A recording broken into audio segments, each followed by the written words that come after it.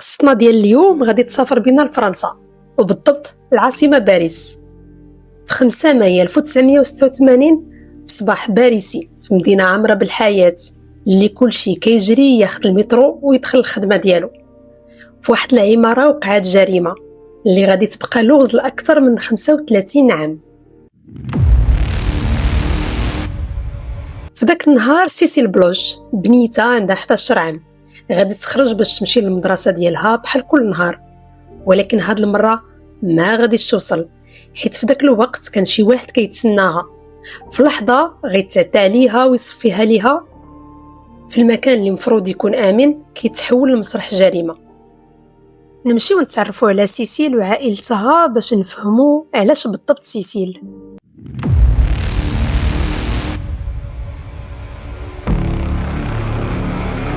في حي الدائرة 19 في حي باريسي هادئ، كانت عايشة عائلة عادية كتبان من برا بحال أي عائلة أخرى. جون بيير بلوش ومراتو سوزان بجوجهم خدامين في لا سيكوريتي سوسيال وكيعيشوا حياة منظمة وروتينية. في عام 1986 كانت سيسيل عندها غير 11 عام، بنت مربية وزويونة. عندها حتى خوها لوك شاب في 24 عام، باحث في البيولوجيا الجزيئية في الجامعة. كل صباح الدار كتفيق بكري، الأب والأم كيخرجوا يخدموا ومن بعدهم كيخرج لوك، وكتبقى سيسيل بوحدها في الدار.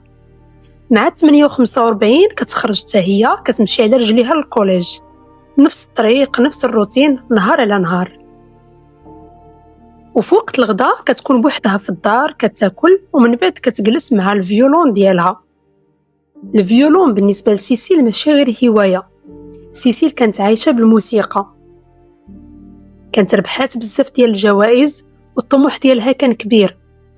الوالدين ديالها كانوا مؤمنين بها وباغيين يعطيوها أحسن فرصة، وكانوا كيفكروا يدخلوها لقسم خاص باش تقدر توفق بين القراية والموسيقى. كلشي كان كيبان عادي، حياة منظمة، أحلام كبيرة ومستقبل واعد. غادي نمشيو لنهار وقعت الجريمة. من بعد منتصف النهار بشوية سوزان بلوش عيطت لبنتها باش تتأكد بحال كل نهار واش رجعت للدار باش تاكل، ولكن حتى واحد ما جاوب. عيطت للكوليج ديالها وهنا جاها الجواب الصادم، سيسيل ما جاتش تقرا داك النهار. في ديك اللحظة سوزان خبرات راجلها جون بيير ورجعوا بجوجهم بسرعة للدار. هما في بالهم كانوا كيقولوا ياك ما سخفات ولا طاحت في الدار وما سمعها حد، ولكن ملي دخلوا للدار لقاوها خاوية، وحتى الكارطابل ديال سيسيل حتى هو ما كاينش. الاب ديالها قرر يعاود الطريق اللي كدوز منه كل صباح تقريبا 1 كيلومتر. بدا كيسول صحاب المحلات في الطريق، ولكن حتى واحد فيهم ما شاف هذاك الصباح. هاد الشيء ما زاد غير خوفهم. في الوقت اللي كانوا كيتسناو فيه البوليس، الكارديان ديال العماره اللي عيطوا ليه الوالدين حتى هما منين رجعوا قرر يبدا يقلب عليها بوحدو في الاماكن المشتركه ديال البنايه. كان تقريبا مع 2 ديال العشيه، ومن بعد ساعه تقريبا في واحد البلاصه مظلمه في التخوازيام السوسول ديال الاقامه في اللوكال التقني كيتخزن فيه الماتيريال ديال النظافه، الكارديان كيلقى تحت واحد المرسو ديال الموكيط قديم جثه سيسيل بلا روح. مكالمة وحدة كانت كافية باش يتحرك جهاز كامل. اتصلوا بالكوميسارية ديال الحي 19، وفي نفس اللحظة تم استدعاء الفرقة الأخضر في باريس، لا بريغاد دي كريمينال 36. القضية ولات رسميا جريمة قتل. المحققين وصلوا بسرعة لمسرح الجريمة، معهم تقنيين ديال الأدلة الجنائية، الشرطة القضائية والوكيل العام. المكان كان ساكت وفي صدمة، ولكن كيخبي وحدة من أبشع الجرائم اللي كتشوفها باريس. الفحص الأول كشف تفاصيل صادمة. القاتل سيطر على سيسيل بعنف، تعرضات لطعنة في الصدر ولكن ما ماتتش بها. القاتل كمل وخنقها بحبل حتى فقدت النفس. الجثة كانت شبه عارية، ودليل آخر أكد الشكوك تم الاعتداء عليها. الغريب رغم العنف لا بصمات لا سلاح لا أثر واضح. القاتل كان حذر بشكل مرعب، ولكن بقى دليل واحد، الADN ديالو. المحققين ترددوا في الأول حيث العائلة كانت منهارة ولكن قرروا يدخلوا للشقة باش ما يضيع حتى احتمال.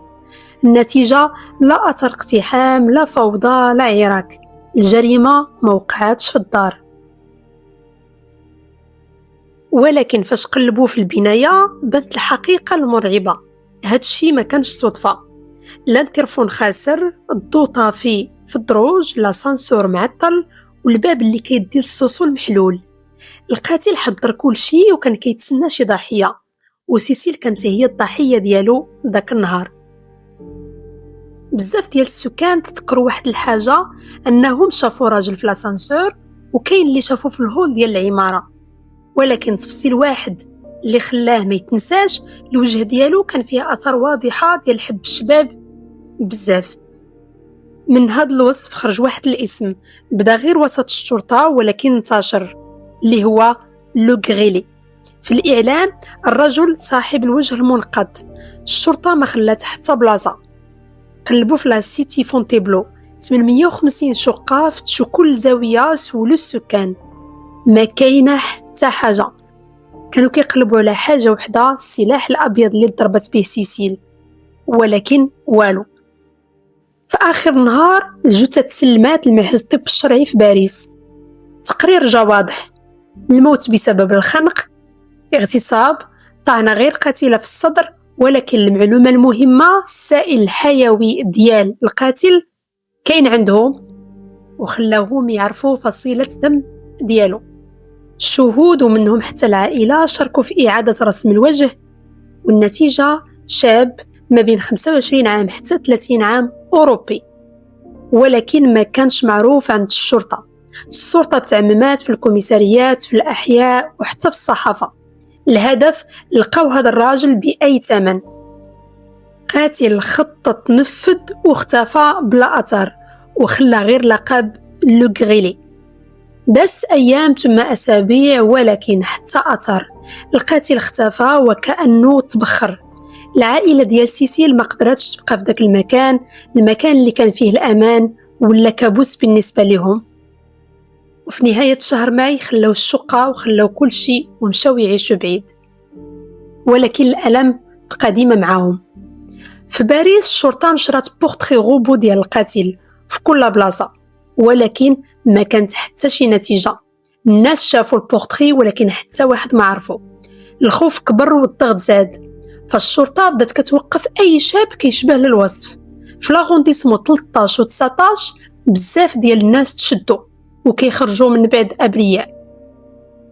تجا واحد النهار واحد المشتبه فيه كان في الحبس أصلا بتهمة اغتصاب طفل. واحد من السكان تعرف عليه، اتصل بالشرطة. الشرطة تحركت بسرعة، جابته لنفس العمارة في فونتيبلو. الراجل بان عليه عارف المكان، تفاصيل دقيقة كانت يعرفها. والأخطر في التحقيق وتحت الضغط ديال الشرطة اعترف باللي هو اللي قتل سيسيل. تفصيلة وحدة اللي قلبت كل شيء، فصيلة الدم ديالو ما بطبقاش مع ديال القاتل الحقيقي، وكانوا مضطرين يطلقوا سراحه. وفي ديك اللحظة التحقيق رجع من جديد لنقطة الصفر. المحققين فهموا حاجة خطيرة بزاف: القاتل مازال حر ويقدر يعاود الجريمة في أي لحظة. في نهاية 1987 جاء خبر جريمة جديدة في باريس، هاد المرة ضحية عندها 14 عام. 27 أكتوبر 1987 الضحية داخلة لاسانسور، وفجأة كيقرب ليها واحد الراجل كيدعي أنه بوليسي. كيقول لها غادي ندير كونترول ديدونتيتي، وبثقة كتخليه يطلع معاها للدار. فاش دخلوا كيخرج سلاح، كيهددها، كيقيدها، كيتعدى عليها. ولكن هاد المرة ما قتلهاش. المحققين لاحظوا نفس الأسلوب ولكن ماشي مطابق 100%. قدموا ليها بورتري غوبو ديال لو غريلي، والصدمة قالت هو، ولكن تفصيل غريب، قالت وجهه كان عادي ماشي منقط. هنا بانت فكرة مرعبة: واش القاتل كيبدل الشكل ديالو ولا كاين أكثر من واحد؟ مع نهاية 1987 الشرطة دارت تقييم، والنتيجة أكثر من 10 جرائم مربوطة بنفس الشخص: اعتداءات، اغتصابات، ضحايا مختلفين، حتى نساء كبار ما بين 26 عام و 34 عام. السنين دازو والقضية بقات بلا جواب. قاتل اختفى وخلى غير لقب، لا اسم لا وجه، غير ظل كيدور في باريس وفقط. من بعد 35 عام البوليس داروا حملة وفتحوا قضايا اللي كانت فيهم دلائل ديال لادين. بحكم أن التكنولوجيا تطورات، وهنا القاضية قررت تحقق مع مئات الدركيين اللي خدموا في باريس في ذاك الوقت اللي كان فيهم هاد الجرائم، 750 دركي. ومن بعد التحقيق الاسم اللي طلع كان صدمة، ما كانش مجرم معروف وما كانش شخص مشبوه، بل كان شرطي دركي، رجل كان كيطبق القانون وفي نفس الوقت كان كيخرقه. الاسم ديالو فرانسوا فيغوف، الملقب بسبب الوجه ديالو لو غريلي اللي كان فيه آثار ديال حب الشباب.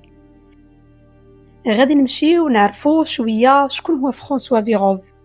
تزاد في نهار 22 يناير في 1962. الحياة ديالو كانت كتبان عادية.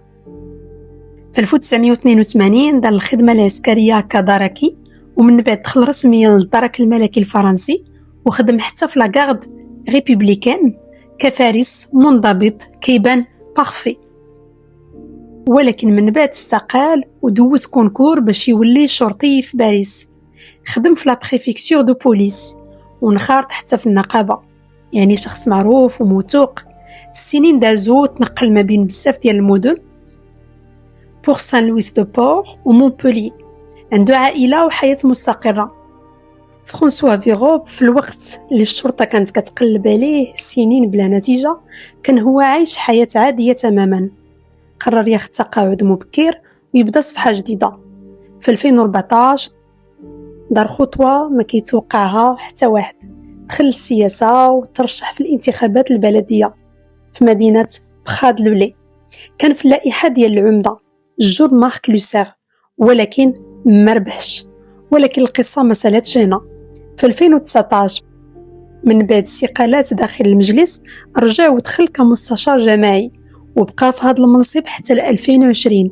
رجل دولة في الأوراق، ولكن في الحقيقة شنو نقولوا عليه؟ في مايو 2019 بان في التلفزة الوطنية الفرنسية في برنامج تو الموند فو بروندرو سا بلاس اللي كيخدموا ناغي. دخل باسمه الحقيقي وقال للناس بأنه دركي سابق في الحرس الجمهوري، ولا حتى واحد شك فيه. ولكن هذا الشيء كامل كان غير الوجه الأول أو الوجه الآخر من القصة، حيث في نفس الوقت كان كيدير جرائم بشعة. البداية بدأت مع الأطفال، اغتصاب، القتل، ومنهم كانت قضية سيسيل بلوش. ولكن موقفش هنا. في 1987 قتل حتى الناس الكبار، وفي 1990 جريمة أخرى بسلاح ناري، وفي 1994 رجع اختطف واغتصب طفل. والأخطر كان كيستعمل لاكارت ديال الشرطة باش يخدع الضحايا ديالو، كيقنعهم بأنه كيدير كونترول ومن بعد كيصفيها ليهم. ومن بعد اختفى سنين والبوليس ما لقاو حتى أثر، رغم أنهم كان عندهم فصيلة الدم وبورتري روبو ديالو، وتحصلوا على l'ADN والأوصاف الدقيقة، ولكن والو. فرانسوا فيغوف نهار جاتو استدعاء باش أنه يدير تحليل ديال l'ADN، عرف بأنه غادي تكشف القضية ديالو. نهار 29 شتنبر 2021 لقاو الجثة ديالو منتحر في شقة كان كراها في Airbnb، وخلى رسالة للزوجة ديالو كيعترف بالجرائم ديالو. 30 عام وهو هارب، ولكن الحقيقة ديما كتوصل. القصة ديال اليوم ماشي غير جريمة ولا غير قاتل، القصة كتخلينا نسولو سؤال صعب: كيفاش إنسان يقدر يكون جار محترم، صديق، زوج أو حتى أب، وفي نفس الوقت كيخبي وجه آخر؟ الحقيقة ماشي أي واحد كيبان عادي راه عادي فعلا. بعض الناس كيعيشوا بجوج وجوه، وجه كيبان للناس وجه مخبي ما كيبان لحتى واحد. في حالات بحال ديال فرانسوا فيغوف كان كيخدم كيهضر كيضحك، حتى واحد ما شاك فيه. وهنا خاصنا نكونوا واضحين، ماشي الهدف هو نشكو في كل شيء ولا نعيشوا في الخوف، ولكن نكونوا واعيين. كاينين إشارات ماشي ديما كيبانوا، ولكن مرات كيكونوا صغار، تصرفات غريبة، كذب متكرر، حياة مزدوجة ما مفهوماش. رغبة في السيطرة على الآخرين. والأهم، الثقة خاصها تكون مع الوعي ماشي عمياء، حيت أخطر الناس ماشي اللي كيبانوا خطيرين، بل اللي كيبانوا عاديين بزاف. خليك واعي، ماشي خايف، ولكن ما تعطيش ثقة مطلقة حتى اللي كيبان ما فيه حتى مشكل. وإلا عجبك المحتوى وكتبغي قصص بحال هادي حقيقية مظلمة ومليئة بالغموض، دعمنا بواحد لايك، وما تنساش تتبع القناة باش ما يفوتك حتى ملف جديد، حيت كاين قصص أخطر مازال ما تحكاتش.